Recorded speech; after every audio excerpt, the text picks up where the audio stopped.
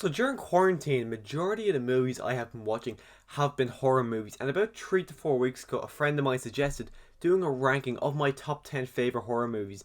Now, me personally, getting a favorite movie is really hard. I'd be at parties and people be like, "What is your favorite movie of all time?" I'd say I don't really have a favorite movie. They say that's not really good enough, so I usually go for Back to the Future or Rocky. So when I was asked to do my top 10 favorite horror movies, it took me a while to think about this list. Even the list I have here, I don't think, except for the first, maybe the first three, I think are concrete. I don't really see them moving around, but the rest of them they could be shuffling around a lot of the time. So this isn't really a set in stone list, and I imagine it will change with more horror movies coming out, or me just going back and watching some movies I've never seen before. So this list, it's not really set in stone, but just at the moment, these are probably my top 10 favorite horror movies.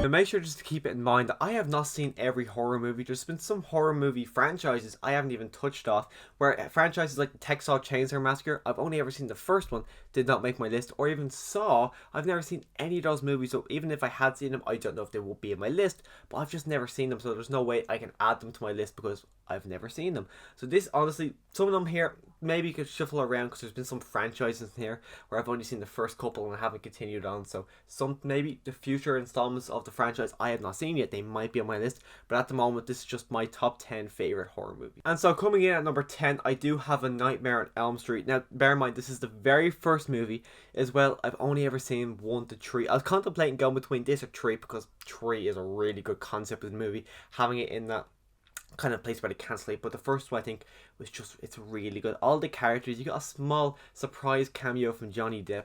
The way the movie was told, it just kept me intrigued the entire time. Freddy Krueger is a villain. He's really unsettling and really creepy, and he's a guy who I really would not like to ever come up against. His face alone, I just kind of find it really creepy. But even the concept of this movie, the fact that you're too afraid to go to sleep because you might die if you go to sleep, the entire idea of it, I just think is phenomenal, and I really am excited to watch more. Actually, look at that, I'm even wearing a Nightmare on Elm Street t-shirt. That, yeah, the franchise itself, I want to see more. 2 was a disappointment that kind of put me off watching the rest of them.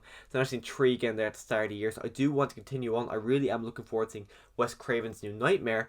But so far with this, the whole franchise, I did want to include Nightmare on Elm Street, especially because I was adding it to this t-shirt, and the best one out of all 3 of them I've seen is just, it is the first one. And then coming in at number 9, I do have Don't Breathe. Don't Breathe was a movie, I knew the concept of it going in. I knew the fact that there's these people breaking into a house with a blind man, but there's just so much more going on. The fact that he's a veteran from a war, I don't know the war exactly, but the fact that he can't see, but he still has all these tricks around. He's able to actually hurt these people, and then the reveal of, I'm actually not going to spoil it, but the reveal of what is found below the house and everything that is kind of revealed throughout this movie to be kind of what happened in the background before everything, and just the whole idea of this movie, it's creepy as shit. I'm going to mention it, I'm not going to kind of give any concept for it, but the turkey baster, of course, if you've seen the movie, you know how disgusting that kind of, the idea and just even the mention of that is. And the fact that they're doing a sequel to this movie, I'm really intrigued to see where the sequel goes, because the movie ends in a part where it's like, they could do a follow-up, but they also don't have to do a follow-up. But the fact that they are going to do a follow-up, which I think is coming out next year, I am excited to see what they end up doing with the sequel to Don't Breathe. And coming in at number 8, I do have Friday the 13th. Now this is the original one, and just like with Nightmare on Elm Street, I've only actually seen the first 2 Friday the 13th movies, so I don't really have a lot of nostalgia for this franchise, but I do enjoy the first 2 I've seen. I think they're both really good, but I think the first one just kind of, I like that a bit more just for the fact of the twist, which if you haven't spoiled it, or if you haven't seen it, I will not spoil it for you, but I did not know that twist going in, and it kind of really blew my mind, because you grew up, I knew about the franchise, you know, of course you know about Jason Voorhees, but then the twist and the reveal at the end of this movie literally shocked me. I was so surprised with how it is, and even the movie itself, though, it is, even though it's a horror, I actually have a lot of fun with it.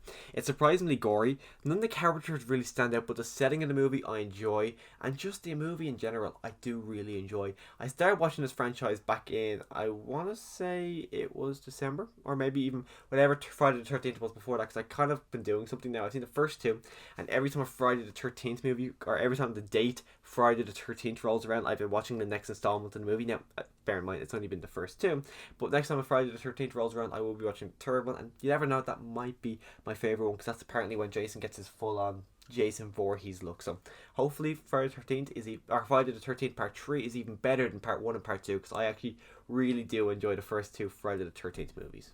And so coming in at number 7, I do have Halloween. Now this is the original one from 1978. Bearing in mind, just like with Nightmare on Elm Street and just like with Friday the 13th, I have only seen the first Halloween as well as the sequel we got a couple of years ago. But this movie itself, I actually do. I have a lot of fun with it. One of the best things about this movie, not only is Michael Myers such a good villain who just does not stop and he keeps coming at you, and I just like the idea of his villain, the look of his villain, and just kind of his motives. Even the starting scene when we see the whole POV shot through him going around the house killing his sister. I remember the first time I seen that, which it was only about 2 years ago. The first time I seen Halloween, I was just blown away. The fact that I thought, like, I had no idea. I was expecting it just to be Michael Myers as an adult, as the kind of iconic look he is now, rather than him being a kid. Seeing him be a kid just was really, like, bloody hell. And then Jamie Lee Curtis in this movie, I don't know if this was her first major movie, but this is the first thing I ever seen her in, and I enjoy the character of Laurie Strode. But by far the best thing about this movie is, of course, the theme song. This theme song is just iconic. I find myself listening to it. Actually, looking at my list here in front of me, this is the only theme song that I would actually listen to a good bit. Of course, you do a Friday the 13th. I haven't listened to it as much as I would listen to the Halloween, because Halloween's the actual theme song of this movie. I just think it's just so iconic, this theme song. Coming in at number 6, I do have Scream 2. Scream 2, for a movie that came out, I think it was either just under a year after the first or just over a year after the first. But the fact that it came out so quickly, it's insane how good this movie turned out. Because you really wouldn't expect it to be as good coming out so quickly after. But again, continuing on the story from the first one. And it kind of brings over the villains in a small way, not a massive way, but they kind of have the same idea of bringing a villain, continuing them on. And the character of Ghostface, which of course does switch through all 4 of these movies, I just like the look of him. I love the kind of villainous look of the Ghostface character. You got the villains not the villains, but our characters continue on from the first and continue on their story from starting off in high school in the first movie, continuing on into college, and I just enjoy their story. I love these characters. This movie is somehow, would I say it's bloodier? I don't even know if I'd say it's bloodier, because I think the first one's extremely bloody. But the way this movie plays out, it was shocking. Even the first one was shocking, but the fact that he was able to do a sequel and make it just as shocking as the first, it's really amazing what Wes Craven was actually able to do with the Scream franchise. And coming in at number 5, I do have A Quiet Place. One of the saddest things about this movie is the fact that we were literally like 1 or 2 weeks away from seeing the sequel to this movie, and then quarantine happened, so we are not getting it now in September. But this movie itself, I loved it. I remember the first time I seen it in cinema, me and my girlfriend, who were really, I wasn't a fan of horror movies. I am now, but she kind of is, but not as. We both really weren't at the time. But we were both sitting in the cinema, and the trailers started playing for other horror movies, and we brought like, why the hell did we come here? We don't like horrors. Why are we here to see A Quiet Place? But then the movie started playing, I think from the opening scene, because I hadn't seen a trailer. I don't know if she'd seen a trailer, but I just knew, like, John Krasinski, Emily Blunt, so I was kind of interested. But I think she's seen the trailer, and then the scene with the kid, that was when I was hooked, and I was like, okay, I am looking forward to seeing how this movie plays out. And the movie plays, it's only about an hour and a half. I don't remember being an hour and a half. Like, when I rewatched it there, what was it, like, whenever I was like a week before when I did a review of it, whenever I did the review of it, like the night or two before the scene I reviewed it, I rewatched it leading up to the sequel coming out, and I forgot it's a lot more quicker paced than they actually kind of remember being. I remember it like being like really not really dragged out, but I remember it being a lot longer. But the movie just moves at such a quick pace. The family, you get involved with them straight away, because you go through that tragedy of losing that young kid with them, and the concept of these animals, or not even animals, aliens and creatures that they can't see you, they hear you, and they come for you, so you have to be so quiet.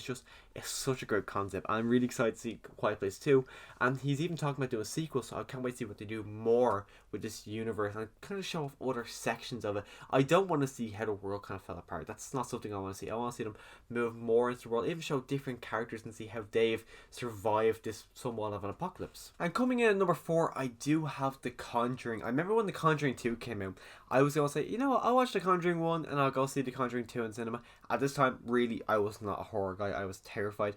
I put it on and the Warner Brothers logo came up. I think there was I can't remember if it was like a tune or something before, and I switched it off. I'm like, no way am I doing that. So I didn't actually see it until the start of this year was the first time I watched The Conjuring.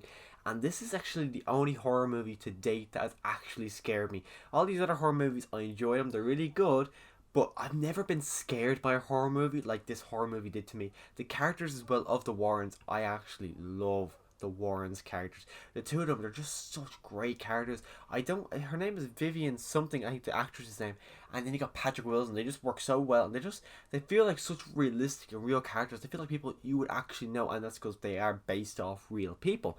But the characters themselves, I really enjoy, especially all the horror elements to it. It literally is a terrifying movie, and they set up all this stuff at the end of the movie to continue it on in spin-offs, which they have done with Annabelle. Like they've done an entire Annabelle trilogy now. But me just talking about The Conjuring right now makes me want to rewatch it, because this movie, honest to God, this is the only horror movie to date that has really scared me. I haven't rewatched it since the first time I've seen it, but I want to rewatch it now and see if it still scares me the second time, which I kind of imagine it will, because this movie was creepy as shit. And coming in number 3, I do have It Chapter 1. Remember seeing this one in cinema as well? Really, at the time as well, I wasn't really a horror fan. One of my most distinct memories of this movie was I was in the cinema, and my girlfriend was sitting beside me, and she was sitting beside one of my mates, and my mate was so afraid that she was holding his hand. She was so afraid, so I kind of put my hand on top of his hands, and he literally jumped of fear. That was one of the most distinct memories of watching this movie for the first time. But even as well, within this movie, the Loser Club, I think they're all great. Even though, like, they kind of continue it on in the movie, in the sequel. They kind of ruined the Loser Club a bit in the sequel by doing all those flashbacks. But the Loser Club in this movie, just taking this movie by itself, they are great. Like, they even have that montage when they're cleaning up the bathroom. They all feel like actual real friends as well. Pennywise is such a great kind of horror icon in this movie. Like, I haven't seen the miniseries, I own it, I just haven't. That runtime really knocks me off a bit. But the way he's kind of visioned in this movie, I just think he's a horrible, creepy ass looking clown in the movie. And the idea of that he comes back every 27 years, all the kind of people he turns into, like you got that zombie, you got just the entire idea of this movie. I just have a lot of fun with it. It's actually one of the horror movies I actually rewatched the most. Since owning the Blu-ray, I've probably seen it about 5-6 times, and I did buy it as soon. I think after a couple of weeks after being released, I did buy it. I've seen it loads. But even though I've seen this one loads, I've seen the sequel once. I haven't gone back to watch the sequel because I haven't had that itch to watch it. I think the younger cast in this movie by far makes this movie a lot more rewatchable and a lot more memorable than you do with the sequel. And coming in at number 2, I've got Child's Play. Now, even though I have Chucky coming in as my second favourite horror movie, he is my favourite horror icon. I just love the character of Chucky. From the first movie I ever seen him in, which was actually the reboot we got last year, it was the first time I seen Child's Play. But even his character now, I liked him, but when I seen him in the original movie as well, just continuing on with this franchise, I actually do like them all, even though you do have the weaker links in there, like Child's Play 3 or Seed of Chucky. They're not the best movies, but I still like them. I still find them extremely rewatchable, because the character of Chucky, I just really like his character. Even though he's incredibly racist, incredibly sexist, he's not a nice person whatsoever. Just his character alone, I really like. I would love him to see the movie for the first time when it came out back in cinema, or back in cinema when it originally came out, not knowing the idea that the doll is actually the serial killer, and instead of being the boy, which is actually the original idea, was to have actual, I can't remember the kid's name right now, but the fact of having him as the villain and Chucky was just a manifestation of his evil concept and his mind doing all this stuff. I would like maybe to see a reimagining of that to see what it kind of play out like. But just the entirety of this movie, I have so much fun with it. I love the kid. I love Chucky. He's as I said, he is my favorite horror icon. This movie, it's just a lot of fun. Honestly, if you haven't seen it, it's not really a terrifying horror movie. It's not really it's a bloody horror movie, but it's not that bad. So I think if you want to come in a good entry level horror movie, Child's Play is probably one of the best ones I could recommend to you. Picking my number 1 for this list, by far the easiest, was because of course it was gonna have to be Scream. Before, I had seen A Quiet Place, I had seen It, and of course I had seen Halloween, but Scream was the movie that made me go, okay, I might start looking into these horror movies, because Scream is it's a phenomenal horror movie. The opening scene alone, I absolutely adore. You get Drew Barrymore, who literally is on the poster. She's the main one. She's very front and center. You expect her to be the main character. Now, this movie is 25 years old. If you haven't seen it now, kind of your own fault. But the fact that they kill her off in such a brutal way really sets the tone for not only this movie, but for a franchise that they had moving forward.